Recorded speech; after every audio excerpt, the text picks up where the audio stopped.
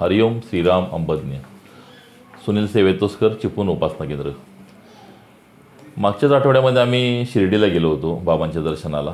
सतत आम्ही साईचरित्र वाचत असतो किंवा पहिल्या वर्षापासून आम्ही बघतो वाचतो सगळं, आणि जाण्याची इच्छा होतीच. आणि आम्ही गेलो होतो. तिथं गेल्यानंतर आम्ही 2-4 मंडळी होतो, फॅमिली होती आमची.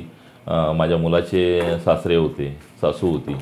आणि अशा मग तिसऱ्या दिवशी आम्ही नाशिकला आलो. दुसऱ्या दिवशी नाशिकला एका लॉजिंगमध्ये असताना आम्हाला बाहेर गॅलरीमध्ये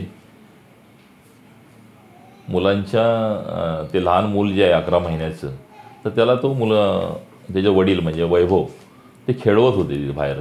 तर खेळवत असताना काय झालं, चालत चालत असं खेळत होता तो, आणि त्याचा पाय जो आहे तो त्याच्या अंगठ्यावर पडला खेळता खेळता. आणि खेळता खेळता अंगठ्यावर जो पाय पडल्यामुळं त्याची जी कळ आहे ती त्याच्या मेंदूपर्यंत गेली असावी.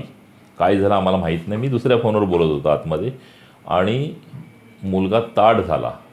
ती जी कळ गेली, मुलगा म्हणजे तो जीव गेल्यासारखा, म्हणजे एखादी बॉडी असते ना तशा प्रकारे ते 11 महिन्याचं मूल झालं. ओरडाओरड झाली, त्याची आई रडायला लागली. सगळेच आम्ही तिथल्या तिथं ऑन द स्पॉट आम्ही बापूंची जी उदी होती आणि बाबांची पण उदी होती आमच्याकडं, ती उदी आम्ही त्याच्या पायावर आणि तोंडामध्ये टाकली, कपाळाला लावली पटापट.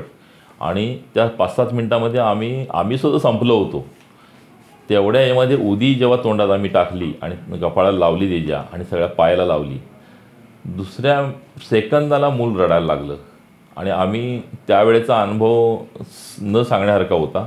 आवाड्यावे सगळे घाबरले, म्हणजे आमचा पण जीव गेला असता तर, ते मूल गेला असतं तर. अशा प्रकारे मुलानं बॉडी सोडला नव्हती. म्हणजे एखाद्या माणसाला आखडी येते ना, तसा तो ताठ झाला होता. आणि त्यातनं तो रडायला लागला. आणि मग आम्ही सुखरूप सुटलो. म्हणजे बाबांची आणि बापूंची उदी ही एवढी आवाड्यावे काम करते आणि आम्ही ती सतत वापरत असतो. पण परवा मात्र बापूंनी आम्हाला ते दाखवून दिलं की कुठल्याही ठिकाणी आपण उदीचा वापर करू शकतो. हरिओम श्रीराम अंबज्ञ.